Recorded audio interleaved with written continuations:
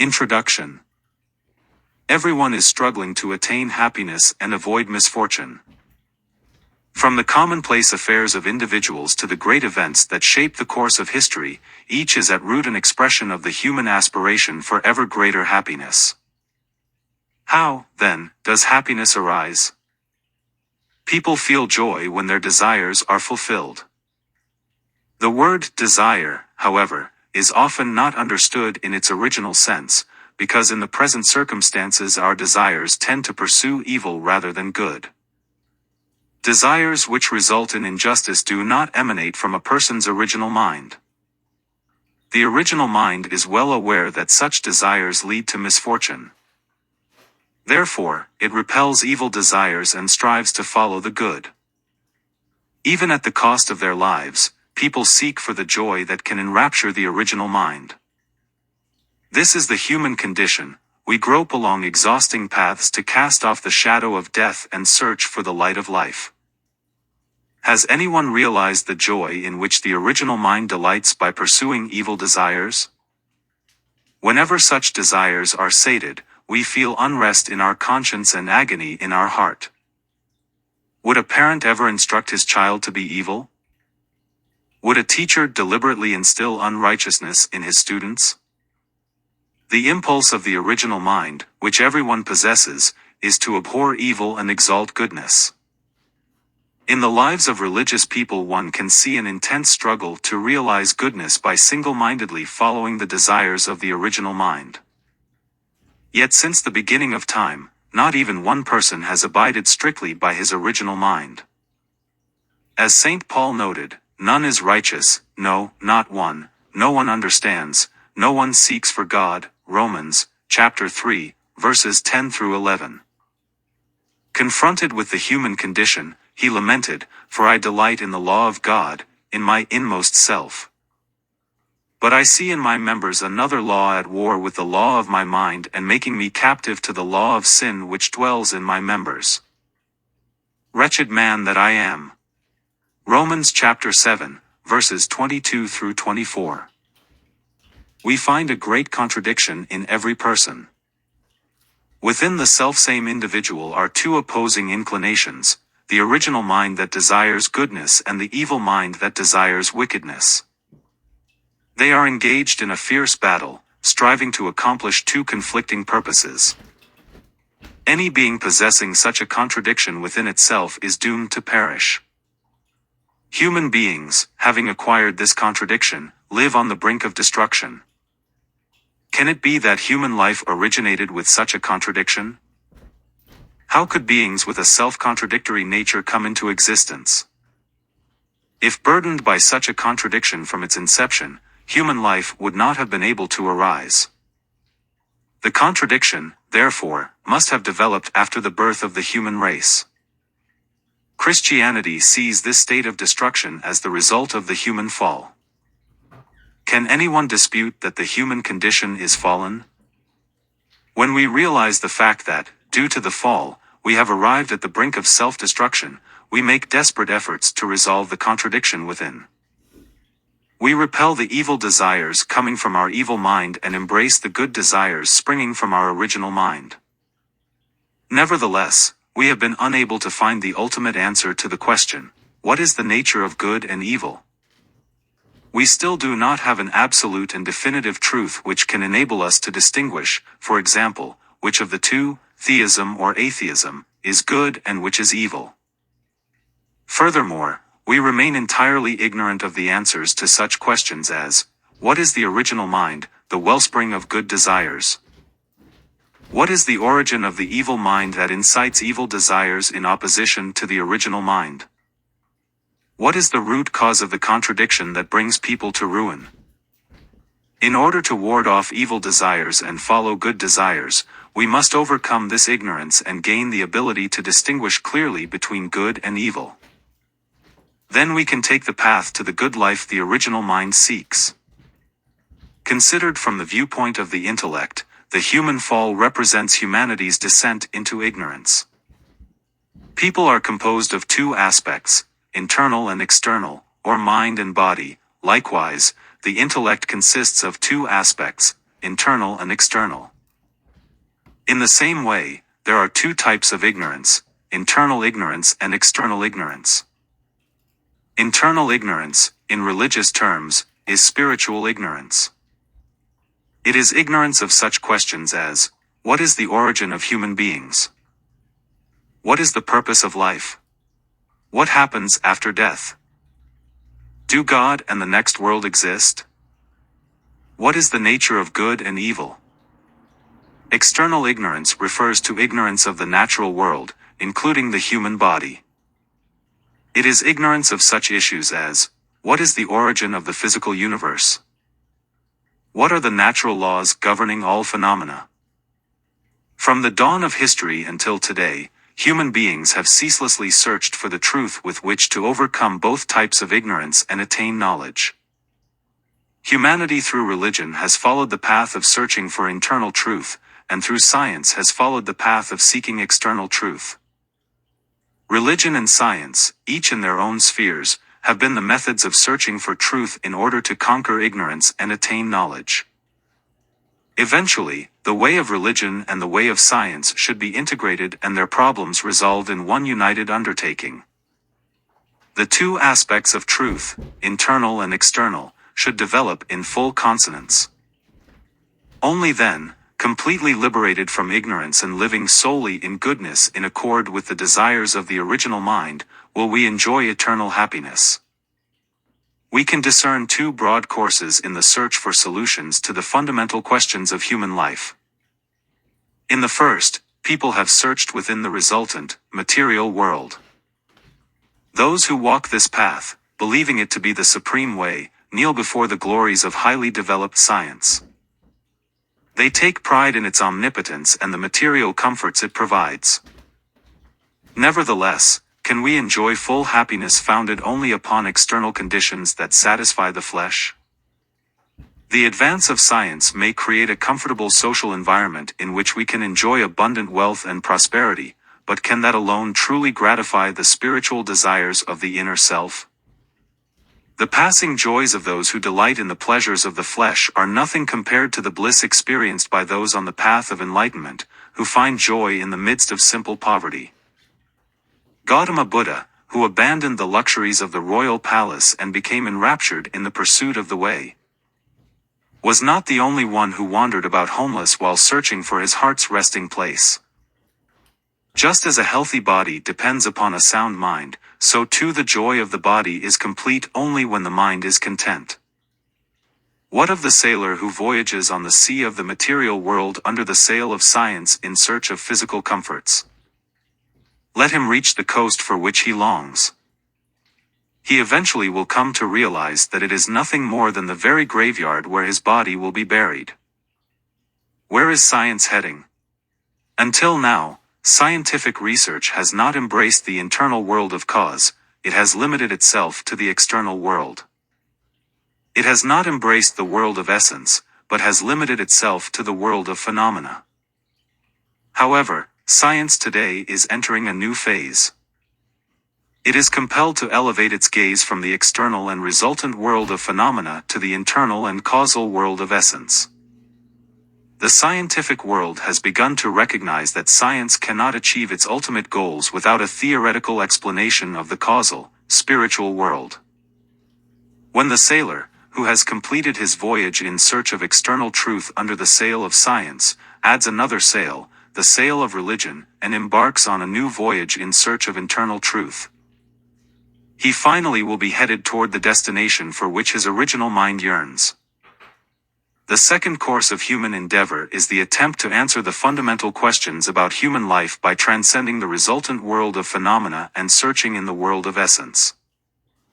Undeniably, philosophies and religions which have pursued this path have made many contributions.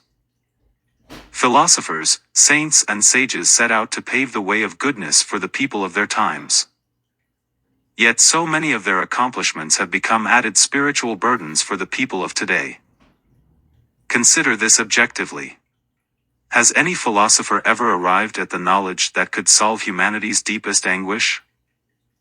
Has any sage ever clearly illuminated the path by resolving all the fundamental questions of human life and the universe? Have not their teachings and philosophies raised more unsettled questions, thus giving rise to skepticism? Furthermore, the lights of revival which religions of every age cast upon the many souls who were groping in the darkness have faded with the onward flow of history. They have left only dim, sputtering wicks glimmering in the falling darkness. Examine the history of Christianity. Professing the salvation of humankind, Christianity has expanded through a tumultuous history of 2,000 years, extending its influence throughout the world in the present era. Yet what has become of the Christian spirit that once cast flames of life so brilliant that, despite the most brutal persecution by the Roman Empire, Roman citizens were brought to their knees before the crucified Jesus? Medieval feudal society buried Christianity alive. Even though the Reformation raised high the torch of new life, its flame could not turn back the sweeping tide of darkness. When ecclesiastic love waned, when waves of capitalistic greed surged across Christian Europe, when starving masses cried out bitterly in the slums, the promise of their salvation came not from heaven but from the earth. Its name was communism. Christianity, though it professed the love of God, had degenerated into a dead body of clergy trailing empty slogans. It was then only natural that a banner of rebellion would be raised, arguing that a merciless God who would allow such suffering could not exist. Hence, modern materialism was born. Western society became a hotbed of materialism. It was the fertile soil in which communism flourished. Christianity lost the ability to equal the successes of either communism or materialism and failed to present the truth that could conquer their theories. Christians watched helplessly as these ideologies budded and thrived in their midst and expanded their influence all over the world. What a pity this is!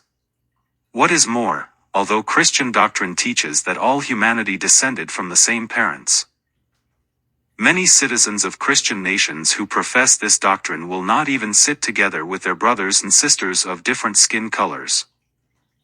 This illustrates the actual situation of today's Christianity, which has lost much of the power to put the words of Jesus into practice. It has become a house of lifeless rituals, a whitewashed tomb. There may come a day when human efforts bring an end to such social evils, but there is one social vice that human efforts alone can never eradicate. That is sexual immorality. Christian doctrine regards this as a cardinal sin. What a tragedy that today's Christian society cannot block this path of ruin down which so many people are rushing blindly. Christianity today has fallen victim to confusion and division, and it can only watch helplessly while countless lives are sucked into the maelstrom of immorality. This is evidence that conventional Christianity stands powerless to carry on God's providence to save humanity in this present age. What is the reason that religious people, though earnestly searching for internal truth, have been unable to accomplish their God-given mission? The relationship between the world of essence and the world of phenomena can be compared to that between mind and body. It is a relationship of cause and result, internal and external, subject-partner and object-partner. Just as people attain perfection of character only when the mind and body are fully united, the two worlds of essence and phenomena must join in perfect harmony before the ideal world can be realized. As with the relationship between mind and body, so too the world of phenomena cannot exist apart from the world of essence, and the world of essence cannot exist apart from the world of phenomena. Accordingly, life after death is inseparably linked to life in this world. Spiritual joy is incomplete without genuine physical happiness. Religions have made strenuous efforts to deny life in this world in their quest for the life eternal. They have despised the pleasures of the body for the sake of spiritual bliss. Yet however hard they may try, people cannot cut themselves off from the reality of this world or annihilate the desire for physical pleasures, which follows them like a shadow and cannot be shaken off. This world and its desires tenaciously grab hold of religious people, driving them into the depths of agony. Such is the contradiction which plagues their devotional lives. Even many enlightened spiritual leaders, still torn by this contradiction, have met a sad end. Herein is a principal cause for the inactivity and weakness of today's religions. They have not overcome this self-contradiction. Another factor has fated religions to decline. In step with the progress of science, the human intellect has become highly sophisticated, requiring a scientific approach to understanding reality. The traditional doctrines of religions, on the other hand, are largely devoid of scientific explanations. That is to say, the current interpretations of internal truth and external truth do not agree. The ultimate purpose of religion can be attained only when one first believes it in one's heart and then puts it into practice. However, without first understanding, beliefs do not take hold. For example, it is in order to understand the truth and thereby solidify our beliefs that we study Holy Scriptures. Likewise, it was to help the people understand that he was the Messiah, and thereby lead them to believe in him, that Jesus performed miracles. Understanding is the starting point for knowledge. Today, however, people will not accept what is not demonstrable by the logic of science. Accordingly, since religions are now unable to guide people even to the level of understanding, much less to belief, they are unable to fulfill their purpose. Even internal truth demands logical and convincing explanations. Indeed, throughout the long course of history, religions have been moving toward the point when their teachings could be elucidated scientifically. Religion and science, setting out with the missions of dispelling the two aspects of human ignorance, have seemed in the course of their development to take positions that were contradictory and irreconcilable. However, for humankind to completely overcome the two aspects of ignorance and fully realize the goodness which the original mind desires, at some point in history there must emerge a new truth which can reconcile religion and science and resolve their problems in an integrated undertaking. It may be displeasing to religious believers, especially to Christians, to learn that a new expression of truth must appear. They believe that the scriptures they have are already perfect and flawless. Certainly, truth itself is unique, eternal, immutable and absolute. Scriptures, however, are not the truth itself, but are textbooks teaching the truth. They were given at various times in history as humankind developed both spiritually and intellectually. The depth and extent of teaching and the method of expressing the truth naturally varied according to each age. Consequently, we must never regard such textbooks as absolute in every detail. People need religion in order to seek the ultimate reality and realize goodness in accordance with the inclination of the original mind. Thus, the purpose of every religion is identical. However, religions have appeared in different forms according to their various missions, the cultures in which they took root, and their particular historical period. Their scriptures have taken different forms for similar reasons. All scriptures have the same purpose, to illuminate their surroundings with the light of truth. Yet when a brighter lamp is lit, the old lamp is outshone and its mission fades. Because religions lack the power to guide modern people out of the dark valley of death into the full radiance of life, there must emerge a new expression of truth that can radiate a new and brighter light. Jesus indicated that God would someday reveal a new truth. I have said this to you in figures. The hour is coming when I shall no longer speak to you in figures but tell you plainly of the Father. John, chapter 16, verse 25. What missions must the new truth fulfill? The new truth should be able to unify knowledge by reconciling the internal truth pursued by religion and the external truth pursued by science. Consequently, it will enable all people to overcome the two types of ignorance, internal and external, and fully comprehend the two types of knowledge. Next, the new truth should lead fallen people to block the ways of the evil mind and to pursue the goals of the original mind, enabling them to attain goodness. It should guide people to remove the double-mindedness that sometimes seeks good and sometimes evil. It should empower religious people to overcome the contradiction which they face in their struggle to live according to the way. For fallen people, knowledge is the light of life holding the power of revival, while ignorance is the shadow of death and the cause of ruin. Ignorance cannot beget true sentiments, and in the absence of knowledge and emotion the will to act cannot arise. Without the proper functioning of emotion, intellect, and will, one cannot live the life of a true human being. If we are created in such a way that we cannot live apart from God, then surely our ignorance of God consigns us to walk miserable paths. Though we may diligently study the Bible, can we really say that we know clearly the reality of God? Can we ever grasp the heart of God? The new expression of truth should be able to reveal the heart of God, his heart of joy at the time of creation. The broken heart he felt when humankind, his children whom he could not abandon, rebelled against him, and his heart of striving to save them throughout the long course of history. Human history, woven of the lives of people who are inclined toward both good and evil, is filled with struggle. Today, external conflicts, battles over property, people and territory, are gradually diminishing. People are coming together transcending the differences between races. The victors of World War II liberated their colonies, gave them equal rights with the great powers and included them as members of the United Nations. Together, they are working toward a world order. Hostility and discord in international relations have been mitigated as economic concerns come to the forefront and nations are cooperating to construct common markets. Culture is freely circulating, the traditional isolation of nations is being overcome and the cultural distance between East and West is being bridged. Nonetheless, one final and inescapable conflict remains before us, the war between democracy and communism.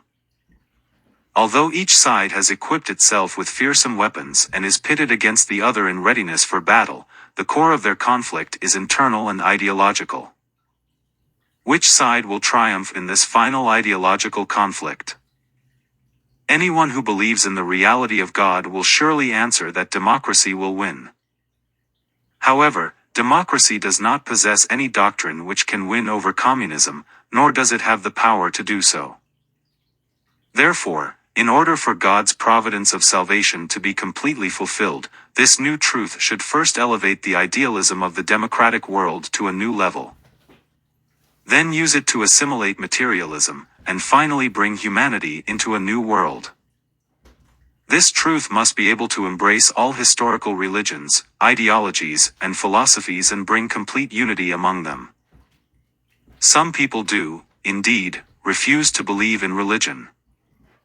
They disbelieve because they do not know the reality of God and life after death. Yet, however strongly they would like to deny these realities, it is human nature to accept and believe in them if they can be proven scientifically. Moreover, heaven has implanted in human beings a nature such that those who place their ultimate purpose of life in the material world will eventually come to feel a great void and emptiness in their hearts. When people come to know God through the new truth and encounter the reality of the spirit world, they will realize that they should not set the ultimate purpose of life in the material world, but instead should look to the eternal world. They will walk the path of faith, and when they reach their final destination, they will meet as brothers and sisters. If all people are to meet as brothers and sisters by virtue of this one truth, what will that world be like? Under the light of the new truth, all those who have struggled over the long course of history to dispel the darkness of ignorance will gather. They will form one great family. Since the purpose of truth is to realize goodness, and since God is the origin of goodness, God will be the center of the world founded upon this truth. Everyone will adore and serve God as their parent and live in harmony with each other in brotherly love. It is human nature that when people wrong their neighbor for selfish ends, they suffer more from the pangs of conscience than they benefit from the enjoyment of unrighteous gains. Anyone realizing this will restrain himself from hurting his neighbor. But were genuine brotherly love to overflow from the depth of people's hearts, they would no longer wish to do anything that would cause pain to their neighbor. How much more would this be true in a society of people who actually feel that God, who transcends time and space and observes their every act, wants them to love each other? Therefore, once the sinful history of humanity has come to an end, a new historical era will begin wherein people simply will not commit sins. The reason why people who believe in God continue to commit sins is because their faith in God has been merely conceptual. It has not touched their innermost feelings. Who among them would ever dare to commit sin if they experienced God in the depths of their being? Would they not tremble if they felt the reality of the heavenly law that those who commit crimes cannot escape the destiny of hell? The world without sin which has just been described, this long-sought goal of humankind, may be called the kingdom of heaven. Since this world is to be established on the earth, it may be called the kingdom of heaven on earth.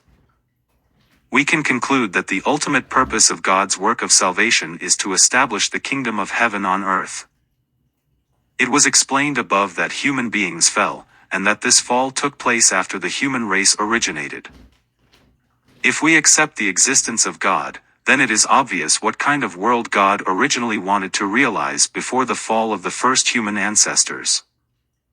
It suffices to say that this world was to be the kingdom of heaven on earth, wherein God's purpose of creation would bear fruit. Due to the fall, human beings failed to establish this world.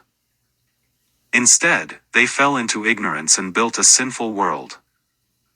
Since then, fallen human beings have unceasingly struggled to restore the kingdom of heaven on earth, the world God originally intended to create. Over the long course of history, they have sought for truth, both internal and external, and have strived to pursue goodness. Thus, behind human history is God's providence to restore a world where the purpose of God's creation is fulfilled. Accordingly, the new truth should guide fallen human beings to return to their original state. To do this, it must reveal the purpose for which God created humankind and the universe, and teach about the process of their restoration and its ultimate goal. Did human beings fall by eating a fruit called the fruit of the tree of the knowledge of good and evil, as is written literally in the Bible? If not, then what was the cause of the fall? The new truth must answer these and other questions which have pained and troubled the minds of profound thinkers throughout the ages. Why did the God of perfection and beauty create human beings with the potential to fall? Why did the omniscient and omnipotent God not prevent their fall, even though he was aware that they were falling? Why did God not save sinful humankind in an instant with his almighty power? As we marvel at the scientific laws concealed in the natural world, we can deduce that God, its creator, truly is the very origin of science. If human history is God's providence to restore the world wherein his purpose of creation is fulfilled, it must be that God, the master of all laws, has led the long providence of restoration according to an orderly plan. It is our most urgent task to comprehend how the sinful history of humanity began, what formulas and laws have governed the course of the providence, how history will be consummated and, finally, into what kind of world humanity will enter. The new truth must offer answers to all of these deeper questions of life. When the answers are made clear, it will not be possible to deny the existence of God, the ruler who plans and guides history. We will recognize in every historical event traces of the heart of God as he has struggled to save fallen human beings. In addition, the new truth should be able to elucidate many difficult issues in Christianity, which has been granted the mission to establish its sphere of culture worldwide. Educated people are not fully satisfied with the simple assertion that Jesus is the Son of God and the Savior of humanity. They have carried on many theological debates in their efforts to understand the deeper significance of Christian doctrines. The new truth should elucidate the relationships between God, Jesus, and human beings. They will be explained in light of the principle of creation. Furthermore, it should clarify the difficult mysteries surrounding the Holy Trinity. It should show why God's salvation of humanity was possible only through shedding the blood of His only begotten Son on the cross. Still, difficult issues remain. Christians believe that salvation is given through the atonement of the cross. Yet no one has ever given birth to a child who is sinless and in no need of redemption by the Savior. This demonstrates that, even after their rebirth in Christ, people continue to pass down the original sin to their children. This raises a crucial question: what is the extent of redemption by the cross? How many millions of Christians in the 2,000-year history of Christianity have boasted that their sins were completely forgiven by virtue of the blood of the crucifixion? Yet in reality, a sinless individual, family, or society has never appeared. Furthermore, the Christian spirit has been in gradual decline. How are we going to reconcile the discrepancy between the conventional belief in complete redemption through the crucifixion and the actual reality? These are only some of many dilemmas we face. The new truth, for which we long, should provide plain answers. Many other difficult riddles are found in the Bible, couched in symbolism and metaphor, such as, why must Jesus come again? When, where, and how will His return take place? How will fallen people be resurrected at His coming? What is the meaning of the biblical prophecies that heaven and earth will be destroyed by fire and other calamities? The new truth should explain these puzzles, not in esoteric language but, as Jesus promised, in plain language that everyone can understand. John chapter 16, verse 25. Divergent interpretations of such symbolic and metaphorical Bible verses have inevitably led to the division of Christianity into denominations. Only with the aid of the new truth, with its clear explanations, can we bring about Christian unity. This ultimate life-giving truth, however, cannot be discovered through an exhaustive investigation of scriptures or scholarly texts, nor can it be invented by any human intellect. As is written in the book of Revelation, you must again prophesy about many peoples and nations and tongues and kings. Book of Revelations, chapter 10, verse 11. This truth must appear as a revelation from God. With the fullness of time, God has sent one person to this earth to resolve the fundamental problems of human life and the universe. His name is Sun Myung Moon. For several decades he wandered through the spirit world so vast as to be beyond imagining. He trod a bloody path of suffering in search of the truth, passing through tribulations that God alone remembers. Since he understood that no one can find the ultimate truth to save humanity without first passing through the bitterest of trials, he fought alone against millions of devils, both in the spiritual and physical worlds, and triumphed over them all. Through intimate spiritual communion with God and by meeting with Jesus and many saints in paradise, he brought to light all the secrets of heaven. The words proclaimed on these pages are only a portion of this truth. This volume is merely a compilation of what his disciples have hitherto heard and seen. We believe and hope that when the time is ripe, more profound portions of the truth will be published. In every corner of the world, countless souls who had been groping in the darkness are receiving the light of this new truth and are being reborn. As we witness this, we cannot stop shedding tears of deepest inspiration. We desire from the bottom of our hearts that its light quickly fills the earth.